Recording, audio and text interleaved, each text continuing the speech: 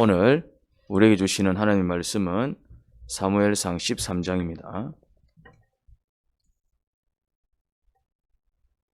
사무엘상 13장 7절부터 14절까지입니다. 사무엘상 13장 7절부터 14절까지입니다. 오늘 우리에게 주시는 하나님의 말씀은 사무엘상 13장 7절부터 14절까지입니다. 히브리 사람들 가운데서 더러는 요단강을 건너 갓과 길라 지역으로 달아났다. 사울은 그대로 길갈에 남아 있었고 그를 따르는 군인들은 모두 떨고 있었다. 사울은 사무엘의 말대로 이래 동안 사무엘을 기다렸으나 그는 길갈로 오지 않았다. 그러자 백성은 사울에게서 떠나 흩어지기 시작하였다. 사울은 사람들을 시켜 번제물과 화목제물을 가지고 오라고 한 다음에 자신이 직접 번제를 올렸다. 사울이 막 번제를 올리고 나자 사무엘이 도착하였다. 사울이 나가 그를 맞으며 인사를 들으니 사무엘이 꾸짖었다. 임금님이 어찌하여 이런 일을 하셨습니까? 사울이 대답하였다. 백성은 나에게서 떠나 흩어지고 제사장께서는 약속한 날짜에 오시지도 않고 블레셋 사람은 밋마스에 모여들고 있었습니다. 이러다가는 제가 주님께 은혜를 구하기도 전에 블레셋 사람이 길갈로 내려와서 칠 것 같은 생각이 들어서 할 수 없이 번제를 드렸습니다. 사무엘이 사울에게 말하였다. 해서는 안 될 일을 하셨습니다. 주 하나님이 명하신 것을 임금님이 지키지 않으셨습니다. 명령을 어기지 않으셨더라면 임금님과 임금님의 자손이 언제까지나 이스라엘을 다스리도록 주님께서 영원토록 굳게 세워주셨을 것입니다. 그러나 이제는 임금님의 왕조가 더 이상 계속되지 못할 것입니다. 주님께서 임금님께서 명하신 것을 임금님이 지키지 않으셨기 때문에 주님께서는 달리 마음에 맞는 사람을 찾아서 그를 당신의 백성을 다스릴 영도자로 세우셨습니다. 아멘.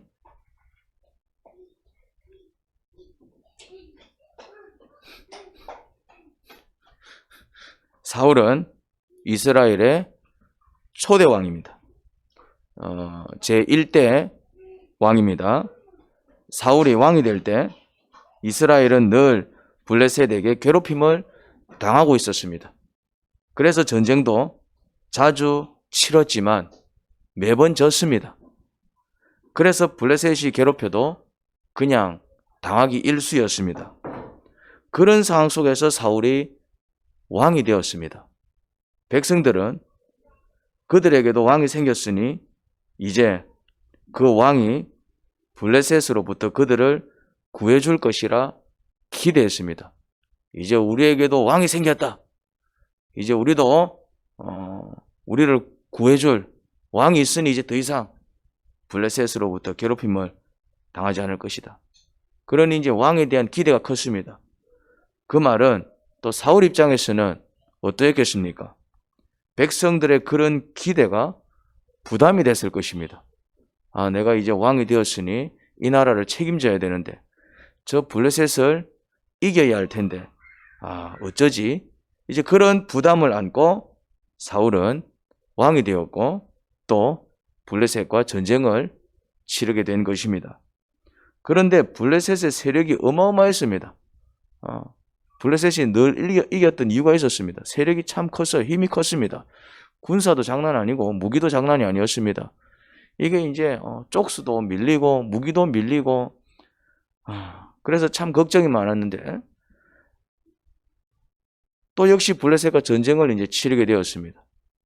이제 사울이 왕이 되고 이제 첫 출전인 것입니다. 사무엘상 13장 5절입니다. 같이 한번 읽어볼까요? 자, 사무엘상 13장 5절 같이 한번 읽어봅시다. 시작. 블레셋 사람들도 이스라엘과 싸우려고 모였는데 병거가 3만에다가 기마가 6천이나 되었고 보병은 바닷가에 모래알처럼 많아서 셀 수가 없었다. 블레셋 군대는 베다웬의 동쪽 미마스로 올라와서 진을 쳤다. 자, 군세가 어떻습니까? 어마어마하지요. 이 정도면은 어마어마한 겁니다. 어마어마한 세력입니다. 이스라엘 군대는 그 기세에 눌려버렸습니다.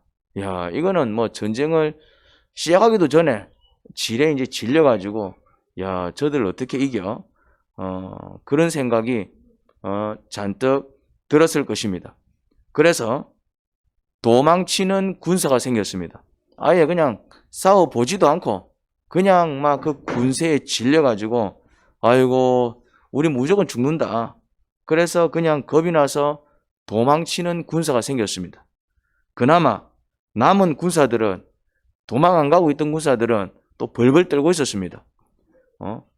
도망을 치든가 아니면 그나마 남아있던 군사들은 야 우리가 저들 어떻게 이겨? 벌벌 떨고 있었던 것입니다. 그런 상황 속에서 오기로 한 사무엘은 아무리 기다려도 오지 않았습니다. 야 이게 지금 이제 상황이 너무 안 좋아요.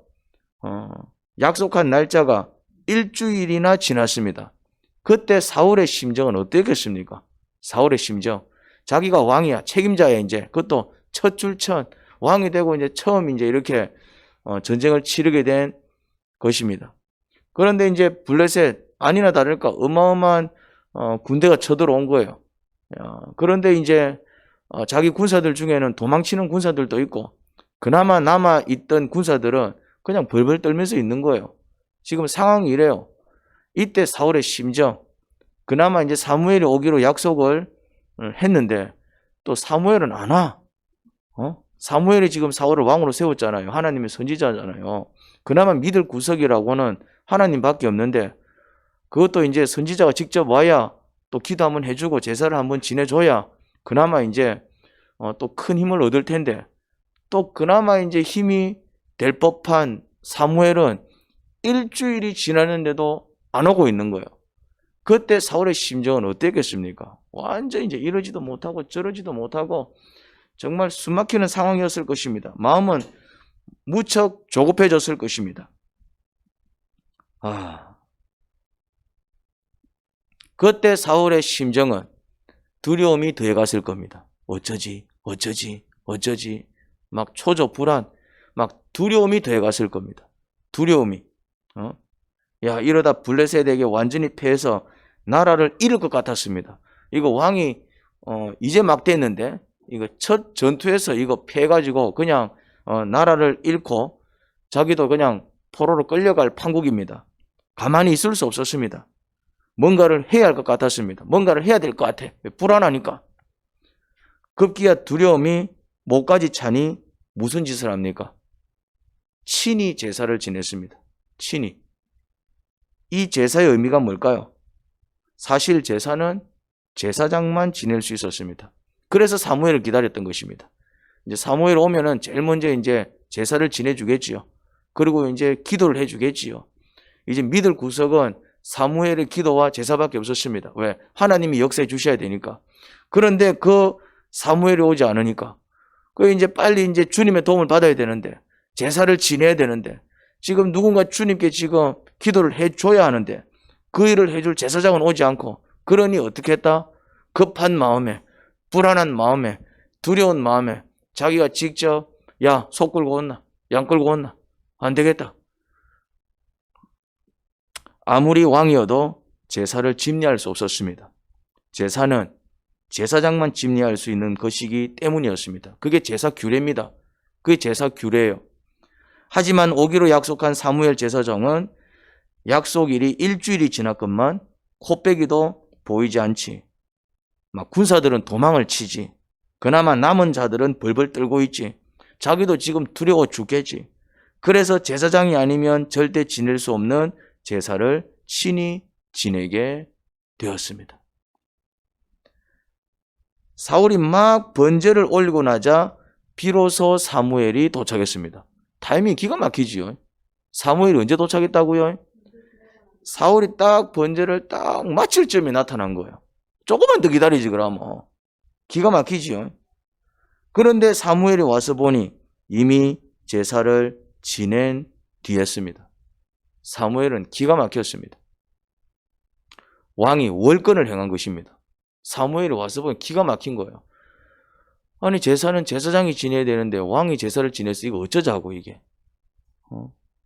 하나님께서 기뻐 받으시는 제사를 지내자는 것입니다. 오히려 하나님 마음을 상하게 만드는 제사였습니다. 이 제사는 어떤 제사입니까? 이 제사는 그냥 자기 감정을 따른 제사입니다. 원칙 무시하고 그냥 그런 어떤 과정을 다 무시하고 그냥 자기 감정을 따른 제사였던 것입니다. 하나님이 기뻐하지 않습니다. 하나님은 이런 제사를 기뻐하지 않습니다. 오히려 믿음을 갖고 이유가 있겠거니 주님 어찌하오리까 차라리 속으로 기도하면서 끝까지 제사장이 오기를 기다리고 제사장이 왔을 때 제사를 지냈어야 되는데 일종의 이게 하나님의 시험이었습니다. 하나님의 시험. 하나님의 시험이었습니다. 사울은 자기 감정을 다스리지 못했습니다. 우리 13절, 14절 다시 한번 읽어볼까요? 자, 13절, 14절 다시 한번 읽어보겠습니다. 지금 사울이 무슨 짓을 했는지 한번 보겠습니다. 같이 한번 읽어봅시다. 시작. 사무엘이 사울에게 말하였다. 자, 뭐라고 말하는지 잘 보셔야 됩니다. 성경을 볼 때는 정확하게 관찰해야 된다고 그랬죠. 그래야 사울이 무슨 짓을 했는지 알 수 있습니다. 시작. 해서는 안 될 일을 하셨습니다. 주 하나님이 명하신 것을 임금님이 지키지 않으셨습니다. 명령을 어기지 않으셨더라면 임금님과 임금님의 자손이 언제까지나 이스라엘을 다스리도록 주님께서 영원토록 굳게 세워주셨을 것입니다. 그러나 이제는 임금님의 왕조가 더 이상 계속되지 못할 것입니다. 주님께서 임금님께 명하신 것을 임금님이 지키지 않으셨기 때문에 주님께서는 달리 마음에 맞는 사람을 찾아서 그를 당신의 백성을 다스릴 영도자로 세우셨습니다. 이게 무슨 말씀입니까? 이게 무슨 말씀이죠? 축복 말씀이요? 저주 말씀입니까? 그 정도는 구분해야지요. 이게 축복 같습니까? 이게 저주잖아요. 사무엘상 13장입니다. 이게 저주 말씀이다. 지금 사울에게 뭐가 선포됐습니까? 제사를 지냈는데 저주가 선포됐어요. 제사를 지냈다요. 하나님께 제사를 지냈는데 마치 우상 숭배한 것과 같은 어떤 결과가 되었습니다. 저주는 우상 숭배할 때 받는 거잖아요. 근데 우상 숭배한 게 아니라 제사를 지냈다니까. 근데 제사를 지냈는데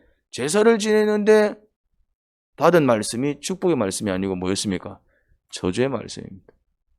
저주의 말씀.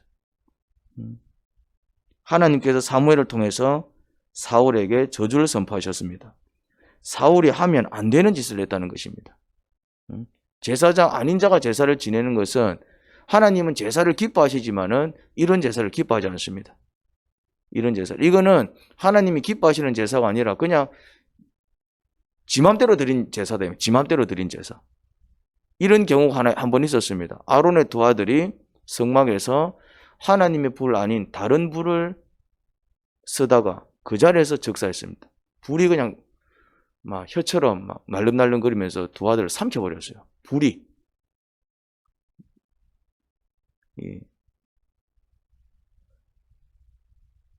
그러면 사울은 제사장 아닌 자가 제사를 지내면 안 된다는 사실을 알았을까요? 몰랐을까요? 알았을까요? 몰랐을까요? 몰랐을 수도 있잖아요. 모르고 있을 수도 있잖아요. 불가능합니다. 그거는 이미 모세 때부터 하나하나 가르쳤던 율법입니다. 모를 수가 없어요. 사울이 모를 수가 없어요. 모를 수가 없다 이 말입니다. 그거는 유대인이 아니면 모를까? 그런데 제사는 제사장만 지낼 수 있었습니다. 그를 잘 알았습니다. 아무리 왕이어도 제사를 지내면 안 됐었습니다. 그런데 왕이랍시고 제사를 지낸 것입니다. 왕권을 그렇게 쓰면 안 됩니다. 그러면 사울은 왜 하면 안 되는 짓을 했을까요? 왜 제사를 지내는데 분명히 하나님께서 딱 규정해 놓은 그 규례를 잘 알았다니까? 몰랐을 리 만무합니다. 절대로 몰랐을 리 없습니다. 모르고 그랬다? 아닙니다. 불가능합니다. 그 이스라엘 사회에서 제사는 얼마나 중요한 어떤 의식인데 그 제사 규례를 몰랐다? 불가능합니다. 그건 기본입니다. 어렸을 때부터 가르칩니다. 제사가 무엇이며 어떻게 제사를 지내야 되는지. 그런데 사울은 분명히 알았을 텐데 왜 그러면은 좀 더 기다리지 않고 그렇게 제사를 급하게 치렀을까요? 뭘 것 같아요? 왜 그랬을 것 같아요? 내가 이제 왕이니까 나도 이제 왕이니까 이제 뭐 내가 그래도 왕인데 왕이 못할 게 뭐가 있어? 뭐 그런 이유에서 했을까요? 설명했는데 앞에 제가 설명했잖아요. 그렇죠. 두려워서. 막 지금 막 이제 자기가 지내려고 지낸 건 아니라니까요. 지금 블레셋은 막 엄청난 군사가 쳐들어와 있지. 근데 자기 군대는 막 도망을 치지. 그 다음에 그나마 남아있는 애도 우리가 이길 수 있겠네. 우리가 여기서 벌벌 떨고 있지. 자기도 막 두려워 미치겠는 거야. 그나마 빨리 이제 사무엘이 와서 좀 제사를 지내주면 위로를 받고 힘이 될 것도 같은데 제사장은 안 오고 있지. 막 제사는 지내야 될 것 같은데 제사장은 안 오고 있지. 몰라서 제사를 지낸 게 아니다 이 말이야. 뭐해서? 다급해서. 막 다급해갖고 막 내라도 지내자 막 내라도 지내자 막. 그러니까 무엇을 감당하지 못한 것입니까? 그렇죠. 감정을 감당하지 못한 것입니다. 감정을. 몰라서 한 게 아니라니까요. 몰라서 죄를 지은 게 아니에요. 몰라서 잘못을 한 게 아닙니다. 뭘 다스리지 못했다? 감정을. 그 순간 막 일어났던 그 두려움, 특히 그 부정적인 감정을 다스리지 못한 것입니다. 이 두려움이 사실은 좋은 감정이 아니지요. 때로는 위험한 감정이 될 수 있습니다. 뭐 두려움 자체를 또 죄악이라고 보기에는 좀 그래요. 우리가 뭐 무서워서 벌벌 떠는 그걸 죄악이라고 보기에는 좀 연약이라고 볼 수 있겠죠. 연약. 죄악이라고 보기에는 좀 그렇고 두려움 자체를 죄악이라고 보기에는 그래요. 그냥 연약한 모습이죠. 하지만 긍정적인 감정은 아닙니다. 부정적인 감정 중 하나이며 그 두려움을 다스리지 못하면 절대 하면 안 되는 행동을 하게 됩니다. 부정적인 감정을 다스리지 못하면 어떤 일이 벌어진다고요? 하면 안 되는 행동을 하게 된다 이 말이에요. 그래서 부정적인 감정은 가만히 두면 안 돼. 그리스도인이 두려움을 다스리지 못하면 원치 않게 죄를 짓게 됩니다. 죄를 짓는 이유가 여러 가지가 있는데 오늘 본문에서 드러나는 죄를 짓게 만드는 감정 중 하나가 무엇입니까? 두려움입니다. 두려워서 무서워서 무슨 짓을 한다고요? 하면 안 되는 짓을 하는 거예요. 사울이 두려움을 다스리지 못하고 하면 안 되는 짓을 한 것입니다. 그런데 사울의 이런 행태는 이거는 사울이 왕이 되자마자 처음 치른 전쟁이고 사울의 마지막 전쟁. 그러니까 그 전쟁으로 사울이 전사하는 사울의 마지막 전쟁이 있습니다. 유명한 전쟁. 그때도 블레셋과의 전투였는데 그때도 사울이 너무나도 두려웠습니다. 그런데 막 너무 두려우니까 막 하나님을 찾았어요. 그런데 하나님이 어떤 방식으로도 응답을 안 해주시는 거야. 응답을. 아무리 기대도 응답은 안 해주시지. 그러니까 막 두려움이 막 컸던 거예요. 그래서 사울이 그때 무슨 짓을 합니까? 기억납니까? 무당을 찾아가죠. 무당을. 오늘날도 점집을 찾아가는 그리스도인들이 있습니다. 굉장히 많습니다. 타로 전부터 해서 아무렇지 않게 점집을 찾아갑니다. 잡집에 나와 있는 오늘의 운세 이런 것을 보지요. 여러분 그거 보시면 안 됩니다. 장난으로라도. 그것하고 뭐가 들어온다고요? 귀신이 들어온다는 거예요. 내가 늘 얘기하는데도 여러분들이 좀 대수롭지 않게 생각하나 봐. 귀신이 들어온다니까요. 귀신이. 뭐 이렇게 뭐 사찰을 간다든지 아니면은 뭐 이렇게 또 집안에서 제사를 지낼 수도 있잖아요. 그러면은 여러분들 조심하셔야 됩니다. 별 생각 없이 거기에 몸과 마음을 섞으시면 안 됩니다. 뭐 향 하나 태울 수 있잖아요. 초에 불 붙이는 거 할 수 있잖아요. 그런데 제사에서 그런 행동을 아무렇지 않게 하게 되면 어떤 일이 벌어진다고요? 그걸 탓하고 귀신이 들어와요. 진짜입니다. 오히려 뒤에서 뭐 해야 됩니까? 뒤에서 그 제사를 통해서 들어올 귀신을 내가 중보기도하면서 쫓아내야 되는 거예요. 그럼 10마리 들어올 게 9마리 들어옵니다. 8마리 들어올 게 7마리, 6마리 들어옵니다. 아예 안 들어오게 할 수는 없어. 제사를 지내고 있기 때문에. 근데 적어도 크리스찬들은 물론 그거를 막 예수 이름으로 떠나가라 막 이래 하면 안 되지. 그러면 안 되지. 그러면 이제 문제가 일어나니까네. 그렇게 하면 안 되지만은 이렇게 뒤에 이제 물러나가지고 골방 같은 데 들어가서 제사를 다 지낼 동안에 그 가족을 위해서 중보기도해야 되는 거예요. 같이 그 끼가지고 말이지. 같이 막 향이나 피우고 뭐 나는 괜찮겠지. 안 괜찮다 이 말. 안 괜찮아. 절대 하면 안 되는 것입니다. 하나님께서 금하신 것이다 이 말입니다. 그런데 알면서 사울이 몰랐을까요? 몰라서 무당을 찾아갔을까요? 아닙니다. 사울이 무당을 다 쫓아냈다니까요. 지가 왕일 때 한참 잘 나갈 때는 모든 무당들 다 쫓아냈다니까요. 그 말은 무슨 말이에요? 알았다는 얘기잖아요. 그런데 지가 급하니까 무당을 찾아간 거예요. 왜 그랬을까요? 찾아가면 안 되는 줄 알았는데도 왜 찾아갔을까요? 사울이 두려워서. 그렇지.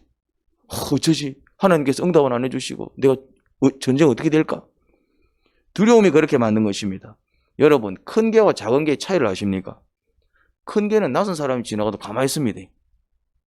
물론 좀 이상한 행동하면 하지만은. 그런데 작은 개는 별 이상한 행동을 안 해도 막 짖어댑니다. 작은 개들은 그냥 사람이 지나가기만 막 짖어대요. 왜 짖어대는 줄 아십니까?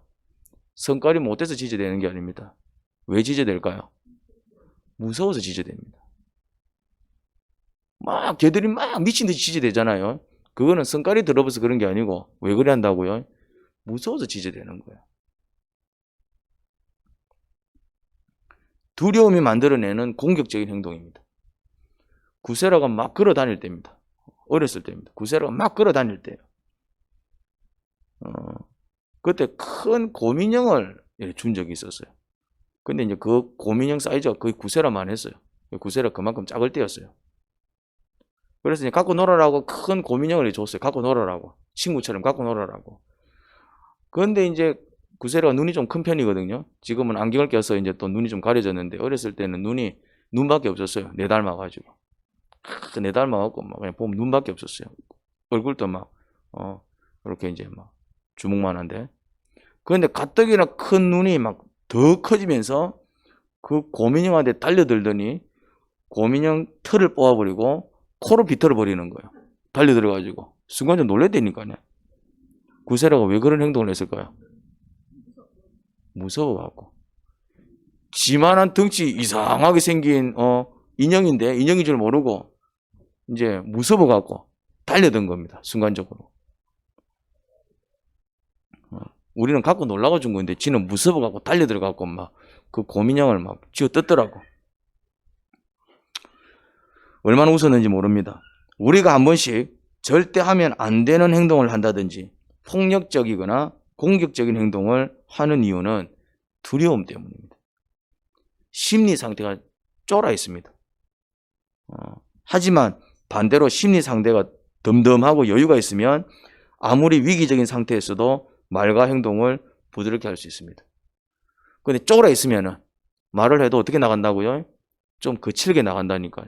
내가 지금 두려워 떨고 있으면 두려워 떨고 있는데 말이 부드럽게 나갈 수 있을까요?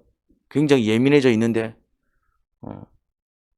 특히 금전적인 손해를 볼 것 같으면 불같이 분노가 일어나는 사람들은 손해에 대한 두려움을 가지고 있습니다. 그런 사람들은 뭔가 내가 이래 이제 금전적으로 손해를 볼 것 같아. 그럴 때 이제 막 불같이 이제 뭔가 이렇게 화를 내는 사람. 그런 사람은 손해에 대한 두려움을 가지고 있어요. 뭐 어렸을 때 없이 자랐던가 아니면 이제 뭐 이전에 좀 큰 손해를 억울하게 뭐 사기를 당했다든지 뭔가 큰 상처가 있다든지 뭔가 이제 손해에 대한 두려움을 가지고 있습니다. 손해 보면 안 돼, 손해 보면 안 돼. 그런 강박증이 있는 것입니다. 그런 사람은 금전적으로 손해 볼 것 같으면은 그 순간 눈이 돌아가면서 아주 공격적이고 폭력적인 반응을 보입니다. 그때 이제 하면 안 되는 짓을 합니다. 사람이 왜 이러지? 뭐 그 돈 몇 푼에 저렇게 사람이 과격해지노? 이상한 정세를 보인다 이 말입니다. 그게 무엇 때문에 그런 형태가 나왔다고요? 두려워. 강박증이 있는 사람은 자신이 두려워하는 일을 맞닥뜨리면 분노를 조절하지 못하고 공격적이고 폭력적인 반응을 보입니다. 어떤 특수한 상황이 되면은 분노를 조절하지 못하고 공격적이고 폭력적인 반응을 보이는 사람은 그런 특수한 상황에 대한 강박이 있기 때문에 그렇습니다. 그런데 여유가 있는 사람은 괜찮아, 별일 없을 거야, 여유가 있는 사람은 그런 상황 속에서도 어떻게 합니까? 침착하지요. 침착하니까 분명히 이제 막 뭔가 이렇게 조급해하는 모습을 보일 법도 한데 괜찮아 그러면서 말도 부드럽게 하고 행동도 부드럽게 합니다. 뭐가 있어서 그렇습니까? 여유가 있어서 그래요. 여유가. 근데 그게 없는 사람은 막 불안해하면은 이제 말도 거치게 나가고 행동도 거칠어지는 것을 볼 수 있습니다. 실수도 많이 하게 되죠. 그냥 여유가 있을 때는 실수하지 않을 것도 막 뭔가 이제 두려워 떨고 불안해하면은 평소에 안 하던 실수도 막 하는 것을 볼 수 있습니다.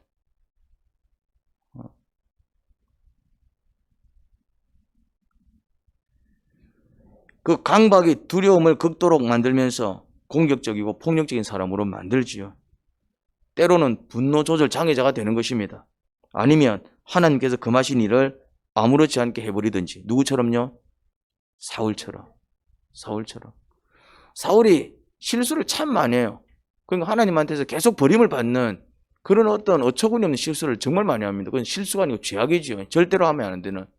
오늘 본문에서도 제사장 외에는 지낼 수 없는 제사를 막 자기가 막 드리지를 않나. 그리고 정말 마지막 전투에서 결국 그 전투에서 전사했지만은 절대로 찾아가면 안 되는 무당집을 찾아가지를 않나. 하여튼 이런 행동을 참 많이 반복을 했습니다.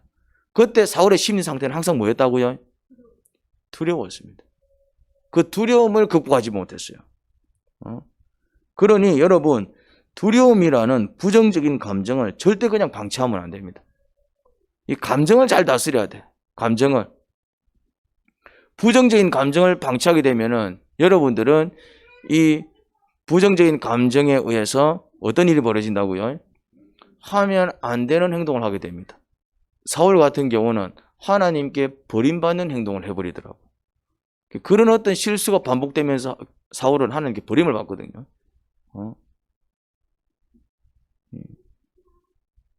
그러면 두려움이라는 이 부정적인 감정을 다스리는 방법이 뭘까요? 그럼 이 어떻게 다스릴 거예요? 두려움. 야, 이제 두려워하지 마라. 이러면 그냥 막 두려움이 사라집니까? 이건 두려워할 일이 아니야. 뭐 이런 사람은 걱정할 필요가 없죠. 그게 안 되니까 두려움이 일어나는 건데. 그러면은 이 내가 감당할 수 없는 두려움, 이 두려움을 어떻게 감당하겠습니까? 이걸 어떻게 극복할 거예요? 무서움이 생길 수도 있잖아요.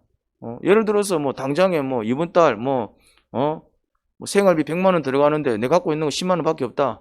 와, 뭐 어쩌지? 보험료도 내야 되고 막 뭐 이렇게 뭐 뭐도 내야 되고 안 그러면 이제 차 압류 당할 것 같고 뭐 집도 압류 당할 것 같고 그러면 굉장한 두려움이 안 생깁니까? 그런 일이 있잖아요, 이제. 뭐 어떤 이유로 이제 돈은 한 푼도 없고 이제 교회 가려면 버스 타야 되는데 말이야. 버스비도 없고 막 이제 앞으로 이제 어떻게 살지? 한 달 어떻게 지내야 되지? 막 그런 어떤 상황. 뭐 갑자기 장사는 안 되고 막 코로나 덮쳐와가지고 말이지. 그래갖고 이제 월세도 나가야 되고 막 뭐도 나가야 되는데 이거 뭐 손님도 없고 막 당장에 이번 달 다음 달 이제 망하면 뭐 먹고 살지 막 그런 어떤 위기감들. 꼭 그런 게 아니더라도 우리가 살면서 이런 사건 저런 사건 앞에서 이거 어쩌지? 생각지도 못한 일이 빵 터져가지고 전화를 했는데 이 딸이 전화를 안 받는 거야. 무슨 일 났나? 그때 이제 막 일어나는 여러 가지 두려운 감정들. 이거를 감당하지 못하면은 이제 막 포악해지는 겁니다. 이제 미쳐 날뛰는 것이죠. 사람이 미치는 이유가 뭐냐면은 부정적인 감정을 다스리지 못해서 그렇습니다. 많이 있잖아요. 아이가 유괴돼가지고 정신 나간 엄마. 자기 눈앞에서 적살을 당해가지고 정신 나가버린 부모. 뭘 다스리지 못해가지고 감정을 다스리지 못해. 그렇죠, 이제. 그런 어떤 부정적인 감정을 다스리지 못해가지고. 그러면은 그런 감정이 안 생기면 좋겠지만 우리가 살면서 그런 감정이 안 생길 가능성이 높아요. 생길 가능성이 높아요. 생길 가능성이 높죠. 늘 그런 감정이 노출되어 있습니다. 그러면은 그런 감정이 내 안에서 일어날 때 어떻게 할 것인가? 그런 부정적인 감정을 다스릴 수 있는 좋은 방법이 있습니다. 그게 뭘까요? 그렇죠. 하나님께 맡기는 것입니다. 내 감정을 하나님께 맡기는 것이에요. 내 감정을 하나님께 맡기는 기도를 뭐라고 부르지요? 그걸 직면기도라고 한다. 이 직면기도는 제가 설교할 때마다 이제 막 거의 마무리가 직면기도로 될 정도로 직면기도는 기도의 꽃입니다. 꽃. 여러분들이 직면기도를 빨리 배우셔야 돼요. 여러분들의 감정을 솔직하게 하나님의 아래는 직면기도가 잘 안 돼. 직면기도가 의외로 어렵습니다. 왜냐하면 사람은 자기 감정을 솔직하게 이야기하는 게 잘 안 됩니다. 이게 누가 잘 되느냐 하면 외국인들은 잘 돼요.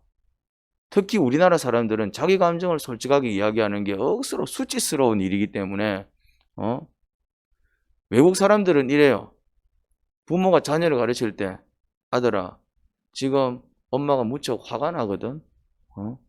그래서 네가 좀 이렇게 해줬으면 좋겠어. 뭐를 얘기합니까? 자기 감정을 솔직하게 얘기해요. 화를 내는 게 아니라 화를 내는 게 아니라 어떻게 한다고요? 자기 감정을 솔직하게 얘기해요. 지금 엄마가 지금 너무 이렇게 힘이 들거든. 네가 좀 이렇게 해줬으면 좋겠는데. 외국 사람들은 그런 어떤 자기 감정을 솔직하게 얘기하는 화법이 잘 발달해 있어요. 그러니까 배려를 받는 거예요. 근데 우리는 어떻게 합니까? 감정을 숨겨요. 감정을 숨기고 어떻게 합니까? 감정을 숨긴 채 이제 그냥 그 감정을 숨기다가 이제 뭔가 이렇게 이제 욱 하는 거예요, 이제. 실수를 한다 이 말입니다. 그래서 자기 감정을 솔직하게 하나님한테 아뢰는 기도를 여러분들이 자꾸 훈련을 하셔야 됩니다. 안 그러면은 여러분들이 그 부정적인 감정을 극복하지 못해서 하면 안 되는 짓을 하게 됩니다. 걱정을 지나치게 하게 되면 죄를 짓게 되어 있습니다. 걱정을 지나치게 하게 되면 어떤 죄를 지을까요? 하나님을 불신하는 죄를 짓게 됩니다. 두려움도 마찬가지예요. 두려움을 이렇게 자꾸 감당하지 못하고 그 두려움에 휘둘리게 되면은 자꾸 부정적인 행동을 하게 된다니까요. 그 두려움 때문에. 우울증. 이 우울도 부정적인 감정이다 이 말이에요. 일어날 수 있어요. 슬플 수 있어요. 그 우울한 기분을 다스릴 수 있어야 되는데 다스리지 못하면은 죄를 짓게 됩니다. 우울증 환자들이 짓는 죄가 뭡니까? 게으름. 우울증 환자들은 무기력하기 때문에 자기 할 일을 하지 못합니다. 근데 그게 다 죄악인 거예요. 엄마가 엄마 역할을 하지 못하게 됩니다. 직장인으로서 자기가 해야 될 역할이 있는데 제대로 하지 못하는 것입니다. 이제 그런 어떤 부정적인 감정을 극복할 수 있는 방법이 뭐다? 기도입니다. 기도. 그 기도가 직면기도인 것입니다. 여러분 아프면 어디에 갑니까? 병원 가서 의사한테 어떻게 이야기합니까? 어떻게 오셨습니까? 물어보면 어떻게 이야기합니까? 그냥 왔어요. 이래 얘기합니까? 아니 그냥 한번 와봤어요. 이래 얘기합니까? 아니잖아요. 그래 얘기하면은 이 웃긴 거야. 어떻게 얘기합니까? 그렇지. 솔직하게 얘기합니다. 솔직하게. 열이 나고요. 뭐 가슴도 콩닥콩닥 뛰고요. 또 어젯밤에는 잠도 못 잤고요. 막 식은땀도 나고요. 그냥 하여튼 막 자기가 경험했던 것을 어떻게 솔직하게 얘기합니다. 솔직하게. 그래야 의사는 딱 체크해가지고 검사 한번 해봅시다. 우리가 하나님 앞에 찾아갈 때에 하나님 앞에 이제 우리의 마음을 아뢰 때에 어떻게 얘기해야 된다고요? 뭐 하나님 다 아시겠지. 하나님이 몰라서 우리 기도를 듣는 게 아니라니까요. 하나님은 어떤 기도를 기뻐하십니까? 그렇죠. 솔직하게. 하나님 누가 미워요.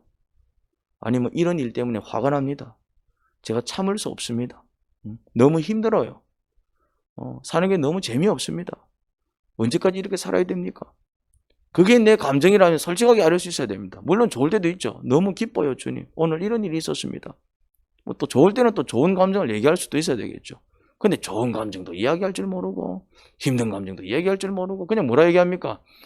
그냥 다 그래 살지요. 뭐 사는 게 다 그렇지요. 뭐 그래 살고 있습니다. 뭐 나름대로 열심히 살고 있습니다. 그건 다 알지요. 그걸 묻는 게 아니잖아요. 그런데 그렇게 해버리면은 은혜를 못 받는 거예요. 은혜를 못 받는 거예요. 내가 두려울 때 두려운 감정을 솔직하게 얘기하면은 내 그 두려운 마음을 만져주시는 하나님의 은혜를 체험한다니까요.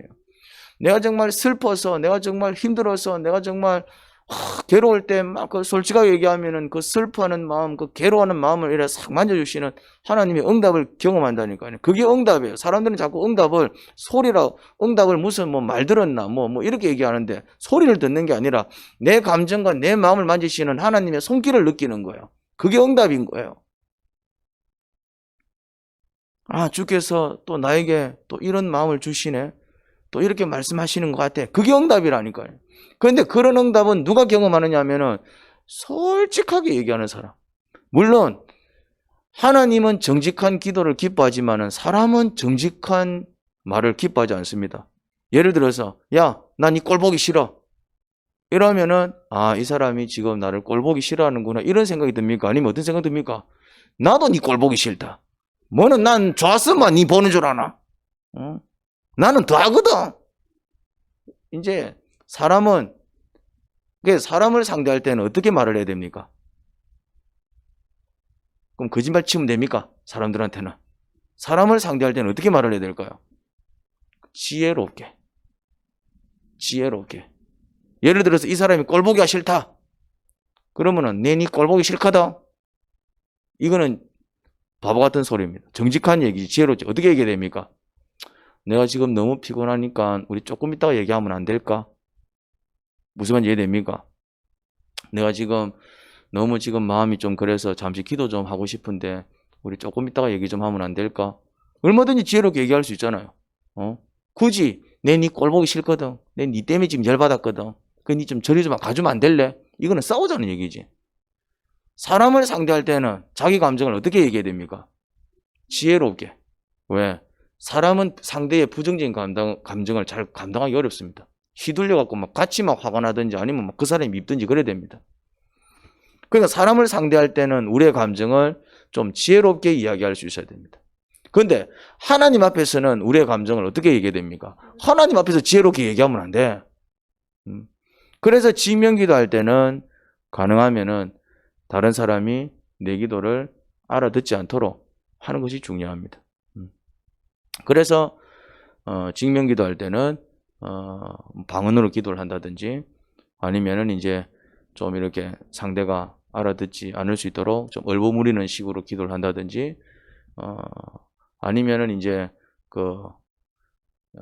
상대방이 알만한 단어들은 쏙쏙 빼고 다른 단어들만 열거를 한다든지 얼마든지 지혜롭게 기도할 수 있습니다. 중요한 거는 뭐다? 내 마음을 솔직하게 아뢰는 것입니다.